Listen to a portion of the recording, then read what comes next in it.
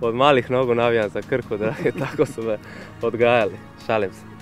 32-letni Dalmatinec Mario Carević nas je pozdravil z drobno šalo, nato pa nam v resnejšem tonu predstavil odločitev, zakaj se je na polovici minule sezone pridružil novomeški Krki. Vratio sam se nakon 6 godina iz Belgije i iskreno nisam imao neke ponude, normalne ponude, sve iz nekih divljih zemalja, pošto imam familiju i 2 male djece, nije mi se iskreno išlo u divlje zemlje daleke za... Odlučio sam iskreno da privedem onda karijeru kraju, znači da dođem tu u Krku, da odigram još sezonu 2 tu. Mario je z igranjem nogometa začel pri Hajduku, igral za vse selekcije hrvaške reprezentance, enkrat nastopil tudi v članski izbrani vrsti.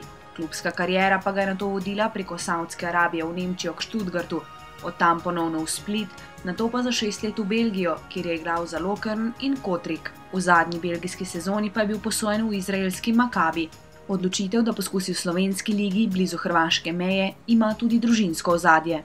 Žena mi je doktorica, dobila je tu specijalizaciju u Zagrebu, počela je raditi u bolnici, tako da smo se bazirali tu u Zagrebu i onda sam tražio nešto tu u Zagrebu, oko Zagreba, odnosno ne u Zagrebu, jer iskreno da se vratiti u Hrvatsku se nisam želio vratiti igrati, onda bi i završio karijeru da nije upala ta Krka, jer ne znam, cijeli život si u Hajduku i sad nakon Hajduka da trebam igrati u hrvatskom Dragovoljcu ili nemam pojma tamo, ne znam, ne ide. A tu je opet neka nova liga, novi izazov, tako da pronašao sam opet sebe tu u svemu tome.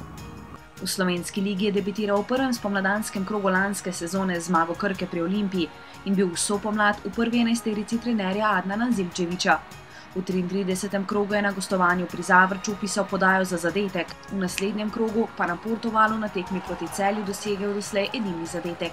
V prvi 11-terici seveda ostaja tudi pod taktirko novega trenerja Miloša Rusa. Slovensko ligo je torej dodobra spoznal in lahko odgovori na večno vprašanje o kvaliteti slovenskega ligaškega nogometa.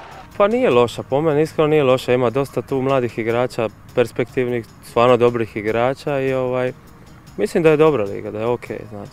Cilj v novi in morda celo v njegovi zadnji sezoni profesionalnega igranja nogometa je seveda jasen. Meni je bitno da se odmaknemo od zone ispadanja, to je primarni cilj, moj osobni, znači. U klubu mislim možda da bi mogli izboriti nekakvu Europu ili šta ja znam, biti gore, ne znam, 5.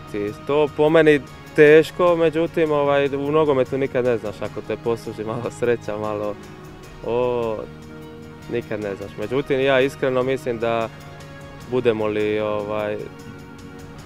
ispred te zone za ispadanje, da je to već pozitivno i onda sve šta više napraviš je dobro, tako da.